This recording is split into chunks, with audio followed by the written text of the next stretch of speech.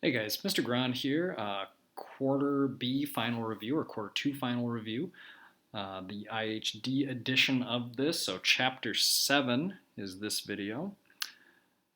So what did we cover? This was a pretty short chapter. We started with exponential functions. Important that we know that the reason this is an exponential function and not another type of function is that the x, the variable, is the exponent. So it has to be in the superscript. That's an easy mistake to make. Let's see, then we'll also have to be able to identify whether or not something is growth or decay.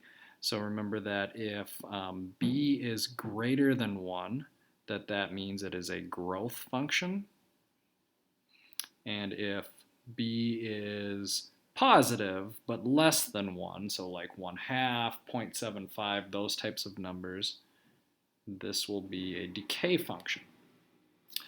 Then exponential growth and decay functions, as well as compound interest functions.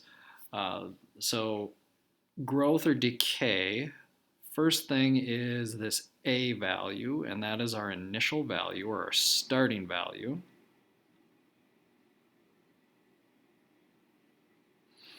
Then there's this plus or minus in the middle, right? If it's growth, if there's a keyword that tells you it is growth, that is a plus. If there is a keyword that tells you it is decay, that is a minus. So that's what the little plus and minus I just added there for.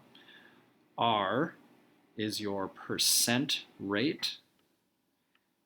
And you do have to convert it to a decimal. And then T is time. Now, compound interest is basically the same thing, but if you see the word compound or compounded in the problem, that tells you that it is the compound interest formula. Now, some of the things are the exact same. P is the same as A. It's your principal or your initial value.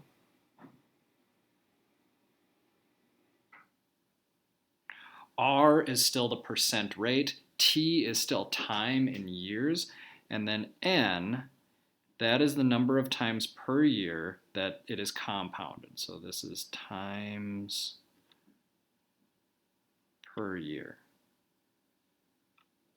compounded. Or times compounded per year.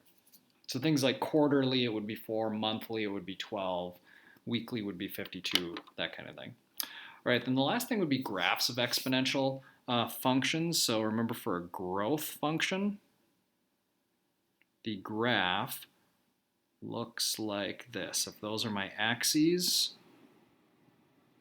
the function looks like this. It kind of sweeps upward as it moves from left to right. And if it is a decay function,